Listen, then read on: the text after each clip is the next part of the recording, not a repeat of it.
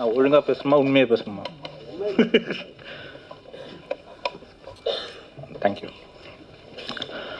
எல்லாருக்கும் வணக்கம்.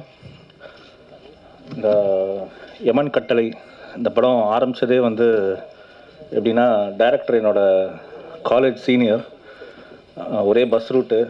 ஸோ அதுலேருந்தே எங்களோட பயணம் ஆரம்பிச்சிருச்சு. ஸோ இப்போ வரைக்கும் போயிட்டுருக்கு. திடீர்னு ஒரு நாள் படம் பண்ணுறேன் வா அப்படின்னாரு. நான் என்ன கதை கூட கேட்கல, வந்து நடித்து கொடுத்துட்டாங்க எனக்கு. அதுக்கப்புறமும் நிறைய படம் பண்ணுற அடுத்தடுத்த படங்களில் வந்து கண்டிப்பாக கூப்பிடணுன்னு. ஸோ இந்த படத்தோட எனக்கு ராஜசேகர் என் நண்பன். இந்த படத்தின் மூலமாக எனக்கு இன்னொரு நண்பன் கிடச்சிருக்கான், அன்பு. ஃப்ரெண்ட்ஷிப்புக்காக என்ன வேணால் பண்ணுவான், நிறையா உதவி பண்ணுவான். யாரோட பையன் உதவி கண்டிப்பாக உதவி பண்ணுவான். ஸோ அன்பு நானும் வந்து இந்த படத்தில் நடிக்கும்போது ஷூட்டிங் ஸ்பாட்டே ரொம்ப கலகலன்னு இருக்கும். அதே மாதிரி டைரக்டருக்கு வந்து ரொம்ப கஷ்டப்பட்டார் எங்கள் 2 பேரையும் சமாளிக்க, அதுதான் உண்மை. ஆனால் ஸ்ட்ரிக்ட் ஆஃபீஸர் ஒரு ரெண்டு பேர் இருந்தாங்க. ஒன்று வந்து கார்த்திக் ராஜா சார், கேமராமேன்.